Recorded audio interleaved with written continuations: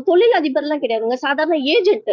இந்த லேடிஸ் வச்சு வியாபாரம் பண்றது. அவங்க கூட இருக்கவங்க என்கிட்ட சொன்னாங்க, அந்த டிராவல்ல நான் பினான்ஸ் பண்ண பாத்தீங்களா, அப்பப்போ ரெஸ்டோ பார்க்கு என்ன கூட்டு வருவான். அந்த டிராவல்ல வந்து அவங்க எல்லாரும் சொல்றாங்க, இவன் பொம்பளை மாட்டினா ஒண்ணு வியாபாரம் பண்ணிடுவான், இல்லன்னா அந்த பொம்பளை கிட்ட இருக்கிற காசு வந்து பறிச்சிடுவான், 2 வேளை ஸ்ட்ராங்கா பண்ணுவான், நீ யார் பெத்த பிள்ளையோ கொஞ்சம் ஜாக்கிரதையா இருமான்னு எல்லாரும் எனக்கு காது கடிச்சிட்டே இருந்தாங்க.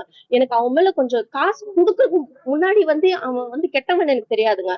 அனுப்பிட்டு நான் என்ன பேசுறேன்னா, தாலிதான் நீங்க எனக்கு தெரியாம கட்டியாச்சுன்னு சொல்லும் போது அவன் எனக்கு வாய்ஸ் அனுப்பி பாருங்க. சோ இதுதான் நான் வந்து காப்பியா வச்சிருக்கேங்க. இந்த போட்டோ எனக்கு அனுப்பும் போது எனக்கு ஏன் தாலி வந்து தெரியாம கட்டி விட்டேன்னு சொன்னதுக்கு, ஃபர்ஸ்ட் முடிச்சில வந்து நீ கண்ணு மூடிட்டு இருந்த, செகண்ட் முடிச்சில நீ நல்லாவே கண்ணு திறந்துன. அப்போ எப்படிங்க அவன் சொன்னது? ஏன் நான் இஷ்டப்பட்டதானே அர்ஜுன் அவன் கிட்ட கல்யாணம் பண்ணிக்கிறேன்னு சொன்னேன். அப்பவும் மீறி இந்த போட்டோ அனுப்பும் போது நான் சந்தோஷமா தானே பேசணும், எதுக்கு இந்த மாதிரி நான் ரிப்ளை பண்ணணும், எதுக்கு அவன் வந்து வாய்ஸ் கேட்கணும்? அப்புறமா நான் அவன் வீட்டுக்கு தாலி கட்டினதுக்கு அப்புறமா அவனை நான் வச்சு செய்வேன்னு சொன்னான் இல்லையா, தாலி கட்டுறதுக்கு அப்புறமா அந்த சீட்டிங் தாலி கிடையாது, அது சீட்டிங்.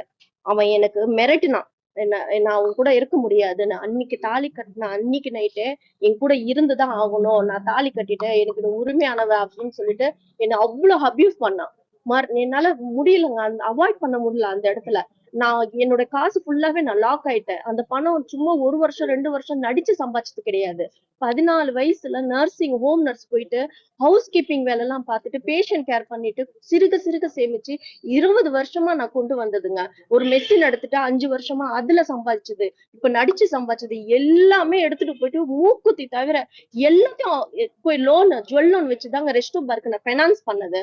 அது இல்லாம லிக்விட் கேஷ் என்கிட்ட 1,50,000 வாங்கினான். இந்த பணம் எல்லாம் அவன் ஏமாத்திட்டான்னு ஒரு கட்டத்துல எப்ப தெரியுதுன்னா, இந்த நவம்பர் மாசத்துல நான் அவங்க கூட டிராவல் ஆயிட்டு இருந்தேங்களா, டிசம்பர்ல நான் ஃபர்ஸ்ட் மந்த் நான் கேக்குறேன் ப்ராஃபிட் எங்கன்னு சொல்லிட்டு.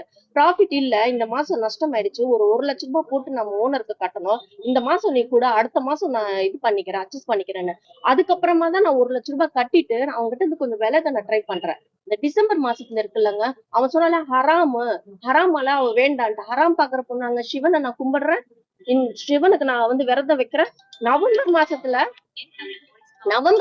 டிசம்பர் மாசத்துல நான் வந்து ஹராம் சொன்ன பொண்ணு எப்படிங்க ஜனவரி மாசத்துல நான் வந்து தாலி கட்டுறதுக்கு ஒத்துப்பேன்? Pan card, Aadhaar card, passport எல்லாமே மாத்தி ராஜ்கண்ணா மாத்திட்டான். அவன் தன்னோட உருவத்தையே மாத்தினா, ஐடென்டிட்டியே மாத்திக்கிட்டான். அவன் வாயால சொல்றான், அவன் கசனும் அவனும் ஜெயிலுக்கு போயிட்டு உள்ள ரிலீஸ் பண்றாங்க. அவன் கசன் சொல்றான்னா நான் வெளியே போனா, இவன் சொல்றான் ஏகபோக வசதி உள்ள இருக்கும்போது நான் வெளியே வர மாட்டேன்ட்டு அவன் சொல்றான். கசன்னு சொல்லி சிரிக்கிறான், கொஞ்சத்துல ஜெயில இருந்து வெளியே வர மாட்டேங்கிறானா.